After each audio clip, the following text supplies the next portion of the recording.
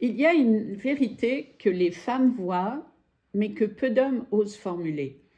Beaucoup d'hommes ont envie de l'amour, d'une relation avec de l'amour, et de ce fait, ils ne fuient pas l'amour. En fait, ils regardent l'amour comme un danger, comme un terrain miné où ils ne savent pas ce qui peut arriver et donc ils fuient cet endroit où l'amour les obligerait éventuellement à se rencontrer. Parce qu'à ce moment-là, ils seraient obligés de ressentir forcément que quelque chose se passe en eux qu'ils ne contrôlent pas. La relation affective, surtout lorsqu'elle est authentique, n'est pas un espace neutre pour un homme. C'est un miroir, un révélateur, un amplificateur.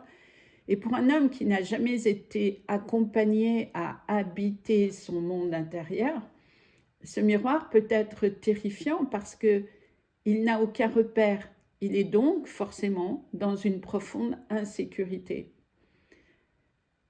Dans une relation superficielle, les hommes sont beaucoup plus à l'aise. Ils ne sont pas vus et se sentent ainsi confortables.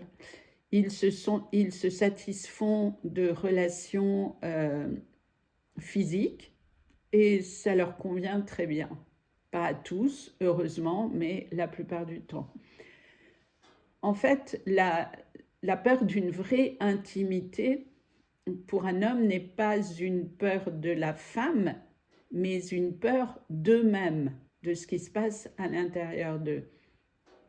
Parce que la plupart des hommes ont grandi dans un environnement où on valorise la maîtrise, la performance, la solidité, la capacité à tenir, la capacité à être fort. Évidemment, de quelle force parle-t-on?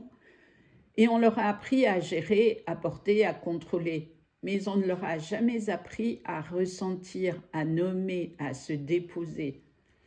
Alors, quand une femme arrive avec une présence qui voit, qui ressent, qui capte, qui touche, elle active un espace chez l'homme qui n'a jamais été expérimenté, donc il ressent une profonde insécurité. Et dans ce cas-là, l'homme ne fuit pas la femme, l'homme fuit l'effondrement intérieur